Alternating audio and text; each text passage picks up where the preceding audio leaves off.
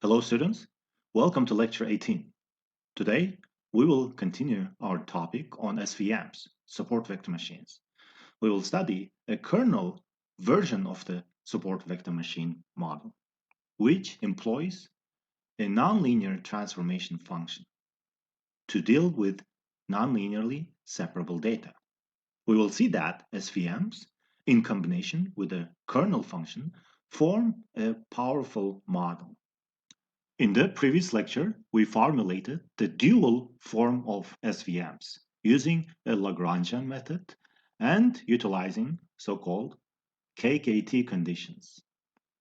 We have seen that the dual SVM is another convex quadratic programming problem which is independent now on the input dimensionality. Okay, we refer to as D tilde. The dual SVM is an important first step before utilizing a kernel with SVM. The outline of today's lecture is as follows. We will first introduce a kernel trick which allows us to plug in a kernel function in our quadratic programming. We will also see few of the nonlinear kernel functions in action, including the popular polynomial kernel, Gaussian kernel, and we will compare their properties. In order to use the kernel with SVM, we need to consider the dual SVM optimization problem. The kernel function, together with the dual formulation, will allow us to efficiently run SVM with mapping functions that take our data to high or even infinite dimensional spaces. Let us first start by revisiting the procedure for solving the nonlinear SVM from the dual formulation, okay, where we used a nonlinear transformation, where, again, we said that the Z corresponds to a mapped input to a different space using the phi function. So Zn has been transformed using the phi n. Okay, this is, and also Zm using another phi m. In the dual SVM, we first calculate the coefficient for the dual problem that includes the QD matrix. All right, the QD matrix is an inner product matrix, as you can see in the here. So Y's are labels, those are scalar values, each paired with one of the examples, training examples we have. Once we define this Q matrix, we use the quadratic programming solvers to solve the dual problem. And we find non-zero Lagrange multipliers, alpha, right? And then the corresponding support vectors using the alpha. We used support vector to finally find the bias. Note that the QD matrix consists of inner product of each examples paired with target labels. Y is plus or minus 1. We can also write the Z in terms of the phi, as we assume that Z represents the nonlinearly transformed X using the phi by some nonlinear mapping function. Well, in the dual optimization, the only step that may depend on the dimensionality, d tilde, is a dimension of the phi, okay, after nonlinearly transforming the input in calculating the Z space inner product, okay? The inner product here is needed, again, to form our QD matrix and in the expression for our G of X, all right, SVM decision function. So now the question is, given all this dimensionality and then the inner product calculation, can we effectively do the transform and compute the inner product in an efficient way, irrespective of d tilde? Let us consider the second order polynomial transform, which maps the input space to the set of monomials of input features. with at most second order, second degree. We can include the identical features x1, x2, x2, x1 separately for mathematical convenience. So, and if we take another input, x prime, here we have another x, and apply the same transformation, second order polynomial transform, and if we take the inner product between 2 points that has been nonlinearly mapped, we can show that the inner product produced between 2 points can be represented as follows. So we have the constant term, linear term, and quadratic term. So we are taking these transformed data set, and we're taking another transformed data set using second order polynomial, and basically we're taking the inner product, and then the inner product between two nonlinear mapped data can be represented as follows. We can further simplify this double summation by reorganizing the terms into product of two separate summations as shown here. Okay, and then this will allow us to represent the inner product or the dot product by an equivalent combination of inner products. So plus one, this is inner product between two vectors. And here we have the quadratic term, so which consists of the two inner products. Right? So in this example, we observe that the inner product can be computed fast in big O D instead of big O D squared, which is asymptotically faster than computing the D tilde. Let us now introduce a kernel function, or just a kernel, which takes two inputs, two vectors in X space and outputs and the inner product that would be computed in Z space for their phi transform. For example, the second order polynomial transform can be represented equivalently with the following kernel function with three terms again. One, the constant term, the inner product terms. Okay, another inner product, now squared, it's quadratic term. The quadratic coefficients now can be calculated using the following. Q n by m matrix, where we had initially these inner products, can be replaced by a kernel function. As it appears that the kernel transforms the input xn and xm to Z space first, and then computes the inner product there. The efficiency of this process, of course, would depend on the dimension of Z space, which is equal, as we mentioned, as D tilde. Okay? The optimal B can be calculated from support vectors using the following, where we again replace the inner product with the kernel function. All right? So bias can be calculated. So alpha, which are non-negative, will be paired with support vectors, and the kernel will calculate the inner product between n support vectors, right? And then the data that we want to classify. Further, we can get the optimal SVM function, okay, to test or to classify the test input x in red as follows. So originally we had G SVM, which takes the input x, performs this in a product between weight and then nonlinear transform, adds a bias, takes a sign, can now be represented as follows. So we replace the phi and w with the following term. Sign, okay, sum across all n support vectors, and the k here is the kernel function that is taking the inner product of the example test input with all other support vectors. That was found as a solution of the optimization problem. And sign gives us plus or minus 1. Note the substitution of the inner product with the kernel function, okay, is called as a kernel trick.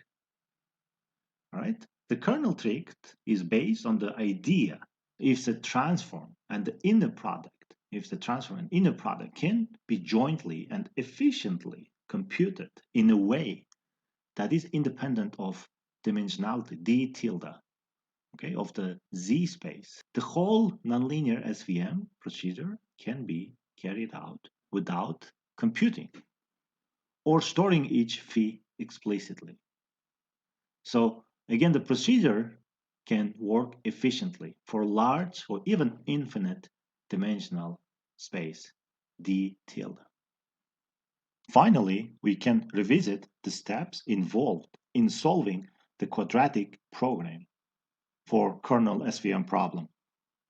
Given data with corresponding labels, we first compute the Q matrix using the kernel function, which is followed by defining the standard form for quadratic programming solver, okay, which may include the P and some other terms, A matrix and C. These are required by the QP solver.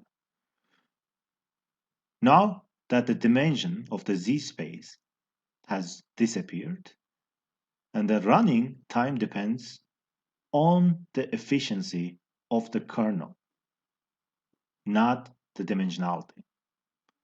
Okay? So, second step, we run the quadratic programming solver and obtain the alpha as solutions. Alpha, we refer to them as Lagrange multipliers. Again, most of the alphas will be 0. Third, we calculate the bias using the support vectors and then utilizing the kernel function. Support vectors will have non-zero alphas. We sum across all support vectors, take the inner product between our test point, xn, and then support vectors. All right, xs represents support vectors, and ys the labels of the support vectors. Step 4, once we have support vectors and their non-zero alphas, as well as we calculate the bias, okay, we can now classify any new unseen example, unseen point, using the following SVM decision function, which again includes our kernel function. Sum across all support vectors, take the inner product between x and x, using the kernel function, plus bias. Note that we use kernel function here to calculate the dot product between given unseen example and each of the n support vectors. Each inner product is further multiplied with alpha, and we add the bias term. Then we take the sign function to identify the label of the given example, whether this is plus or minus 1, okay, and for binary classification. In terms of the computation time and complexity, we know that the first step, okay, for this time complexity is equal to big O n squared, which is required for kernel evaluation. For the second step, the quadratic programming remains same with n variables and n plus 1 constraints. For steps 3 and 4, the time complexity is, okay, big O, number of support vectors, and kernel evaluation. If you use the kernel trick to replace every inner product here and here and here with the kernel function, then the entire process of solving the dual to getting the final hypothesis, G SVM, will be, okay, in terms of the kernel represented. We'll use the kernel function. We will never have to revisit or visit the high dimensional feature space, which we refer to as Z space, to explicitly construct the Z examples, okay? In other words, in the kernel SVM, we use computational shortcut using the kernel trick to avoid d tilde, or to avoid visiting the very high dimensional feature space. And we will predict using only support vectors. Note also, any machine learning technique that uses inner product can benefit from this kernel trick. We can apply kernel trick. Consider two examples, x and x prime, such that their inner product is equal to 10.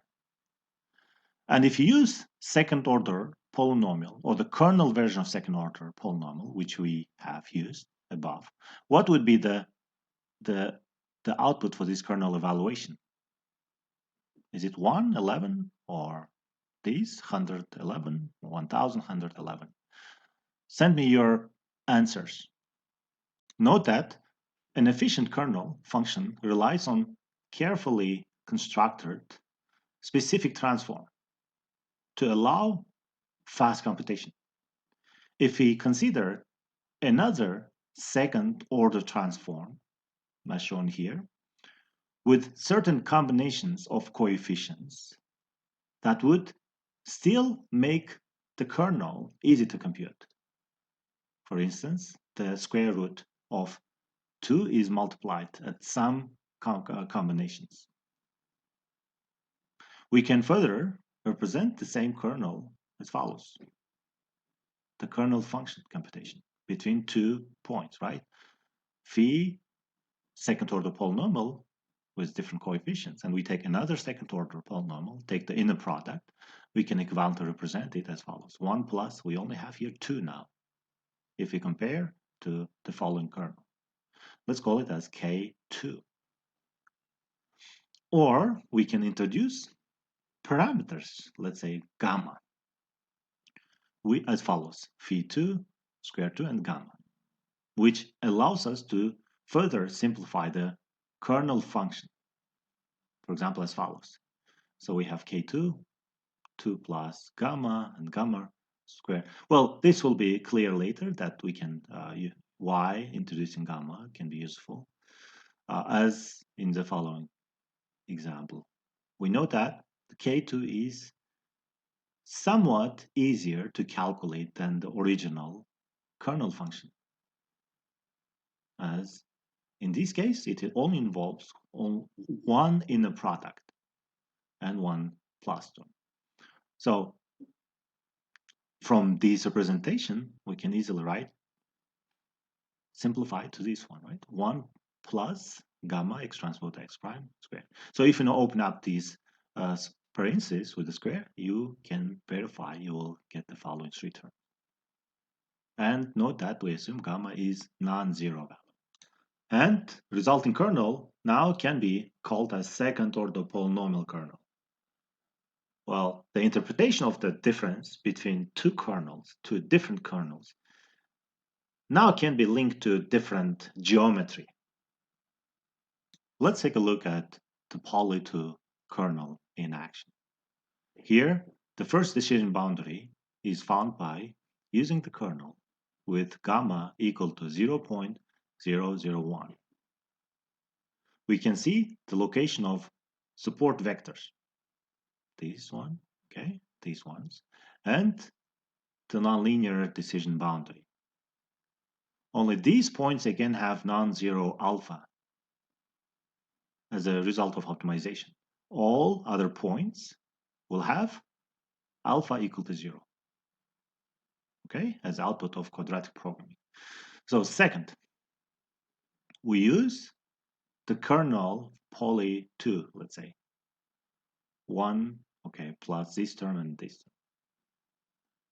This kernel function, which also results in slightly different decision boundary. Decision boundary is this line that separates red from blue. And different SVMs. This is SVM, this one is SVM, okay, this one, this and this. It is different from the following example, the locations of the SVMs.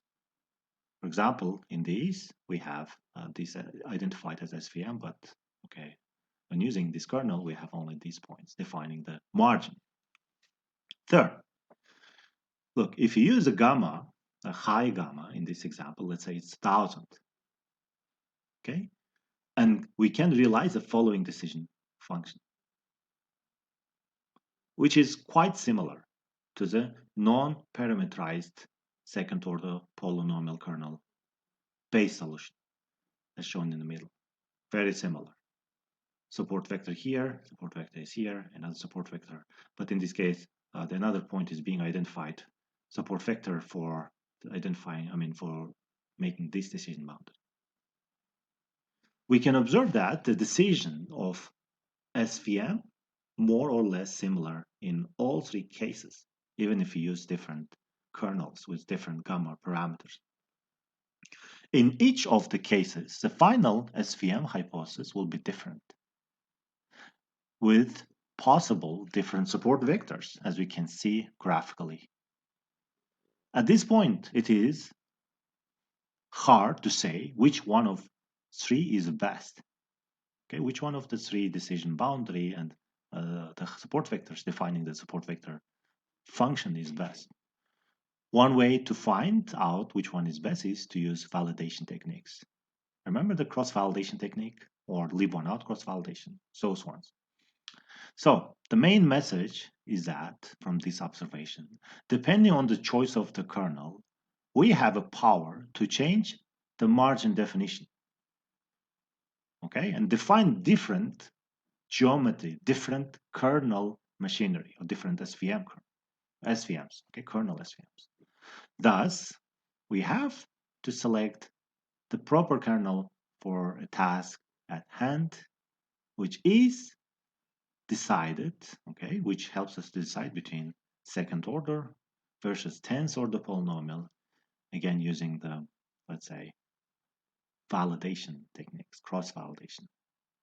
To use the full powerfulness of kernel-based SVMs, we can introduce another parameter called zeta, along with gamma, as shown here, and define a general polynomial kernel-based SVM.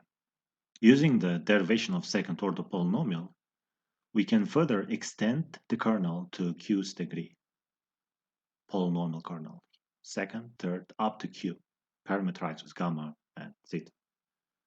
Note that changing these two parameters, gamma and zeta, changes the geometry in z-space, which again affects the distance and the margin of the hyperplane. Okay, therefore, different gamma and theta could result in a different optimal hyperplane in z-space, since the margins of all hyperplanes have changed. And as a result, it may give a different quadratic separator in X space. Then, with the kernel trick, hard margin SVM can learn sophisticated polynomial boundaries of different orders by using exactly the same procedure. We just plug in different polynomial kernels.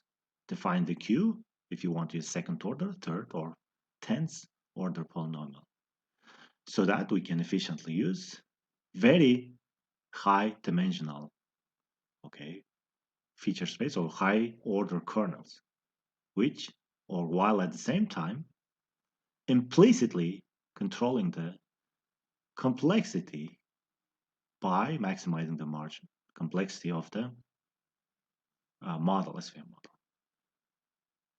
Here, for example, we use 10th order polynomial kernel SVM, okay, with a margin of 0.1. This boundary can change depending on the Q and gamma and zeta. So finally, we call SVMs employing general polynomial kernel as polynomial SVMs. We can define a linear kernel by changing the parameters of the general polynomial kernel we just discussed. In particular, if we set zeta to 0 and gamma to 1, and if we set the q to 1, we are left to calculating the inner product term only. okay, which we call as a linear kernel. This appeared in the original dual optimization SVM problem before we even introduced the kernel function. Computing the linear kernel is even easier, as we can see. It can even be solved as a part of the primal optimization in SVM. In general, when we use SVMs with kernels, polynomial kernels of Q, the complexity of the final hypothesis increases. As a result, it may potentially overfit. Okay? So from the VC theory and then the validation lecture, we know that we should always start with a simpler model, in this case, using our linear SVM or SVM with a linear kernel, and tend to increase the complexity of the hypothesis. Maybe from first you try first order, second you try second order polynomial, and if still you cannot get good hypothesis, third order, fourth order. It is a model selection problem, defining the proper kernel complexity.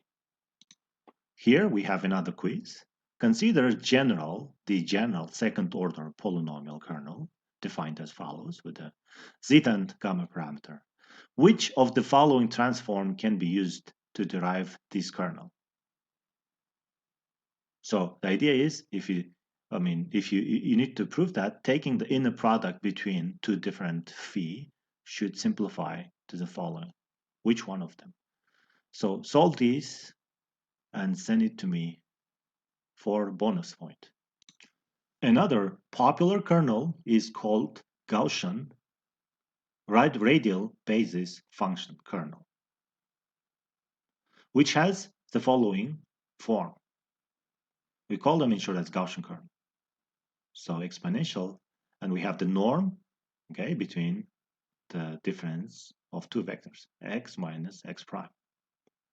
Therefore, we can interpret this kernel as a similarity measure using the distance between two data points. All right? If they're close or far, the norm will be different.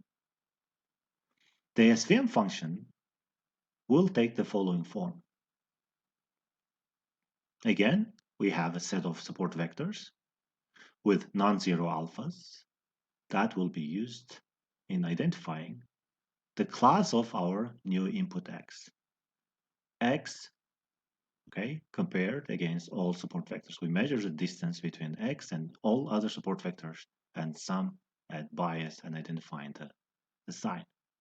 With the kernel trick, hard margin, let's say Gaussian SVM, now we can call it as Gaussian SVM, can find the hyperplane in the infinite dimensional Z space. Again, with the model complexity under control if we keep the margin large enough. The parameter gamma that appears in the Gaussian kernel controls the width of the Gaussian function. Different choices for the width gamma correspond to different geometries in the infinite dimensional Z space. Much like how different choices of gamma and zeta in the polynomial kernel correspond to different geometries in polynomial Z space. The following three examples show the classification results of three Gaussian kernels in SVMs, right? Only differing in their choice of the parameter gamma. So first, when we set the gamma to 1, we have the following decision boundary. When we increase the gamma to 10, we have even more complex. Well, if you use too high gamma, we see decision boundaries are too complex, or even each point can declare its decision boundary. So when the Gaussian functions are narrow, let's say this represents the gamma to be high.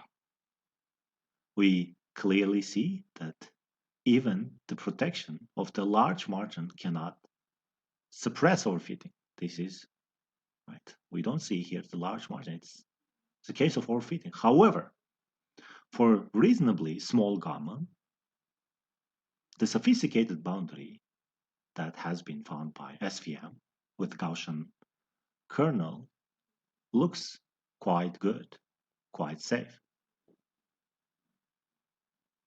All right, again, this demonstrates that kernel and with their kernel parameters needs to be carefully chosen to get reasonable performance without overfitting. So in practice, don't use too high gamma. Use gamma between 0 to 1, okay, in the range of 0 to 1. And if in some cases you can go higher, only if you can justify why you're using complex model with high gamma parameter. So based on the previous discussion, let's consider the following quiz. If you use a Gaussian kernel, defined as follows, what function does the kernel converge to if you set the gamma to be too high or infinite to infinity? Work out, check, and then send me the solution. In SVMs, three kernels are popular in practice. The first one is linear kernel, okay? Second one is a polynomial kernel, and the Gaussian kernels, all of which we have reviewed. The linear kernel, which corresponds to a spatial polynomial kernel with order equal to 1, gamma is equal to 1, and theta parameter is equal to 0, corresponds to the identity transform. Okay, we're just taking the dot product. Solving the dual problem with the linear kernel is equivalent to solving the linear hard margin SVM without kernel.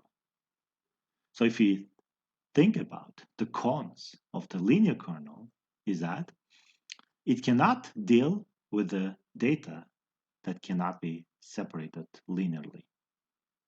It's hard to solve this problem. This is nonlinear separable data. Therefore, they are very much restricted in terms of usability. However, the pros of the linear kernel or linear SVM include the following. So it is safe against overfitting because the complexity is under control.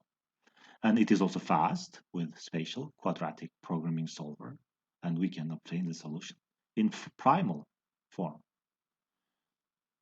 Another particular advantage of linear hard margin SVM is that the value of W, okay, and can carry some explanation. We can interpret the W on how the prediction that the SVM, linear SVM is made, just like our familiar perceptor, we can explain. Well, in general, you should start with a linear kernel and see if you can get good SVMs. And if not, then move to using the kernel SVMs, polynomial or Gaussian. The polynomial kernel provides two controls of complexity. An explicit control from the degree Q and implicit control from the large margin concept. The kernel can perform well with a suitable choice of zeta, gamma, and then Q.